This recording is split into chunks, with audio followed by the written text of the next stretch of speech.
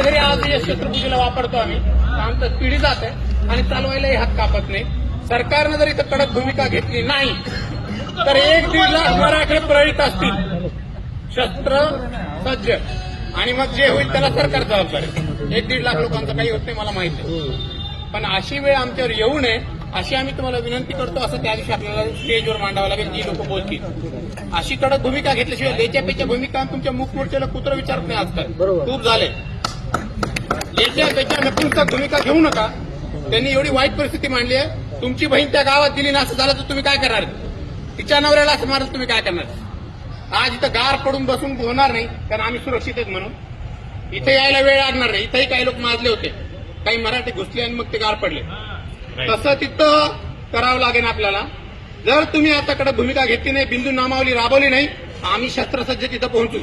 जबाबदार तुम्ही असाल. तुमच्याकडे एवढं बल्क फोर्स नाहीये की तुम्ही काय करा. 0.3% समाज जर एवढा माजला असेल, काही लोक त्या समाजातले, तर मग आपल्याला पर्याय राहत नाही. शस्त्र उठाव तेव्हाच होता जेव्हा परिस्थिती हाताबाहेर जाते. आता ही काल जी घटना झाली ती ठरवून केल्यासारखी झाली आहे. अगदी तो गाडीत आला काय 2 सुत्रीत म्हणून त्याला उठून नेता नाही आलं, तो तिथेच होता खूप दिवस झाला. त्याची माणसं आधी तिथे येतात म्हणजे काय? मग आम्हालाही प्रतिकार करावाच लागेल. जर तुम्ही शिस्तीत वागले नाही, डॉक्टर बाबासाहेब आंबेडकरांनी संविधान लिहिलं, त्याचा जर तुम्ही मान राखू नाही शकले, तर मग ती जबाबदारी आमची आहे. कारण आम्ही हा देश पोचलाय, आम्ही हा देश वाचवलाय आणि आम्हीच हा देश जगवला. पण आज जर तुम्ही आमच्यावर उलटणार असाल तर आमचा नाईलाज आहे. हे त्या स्टेजवरून सरकारला स्वच्छ स्पष्ट शब्दात सांगणं महत्वाचं आहे.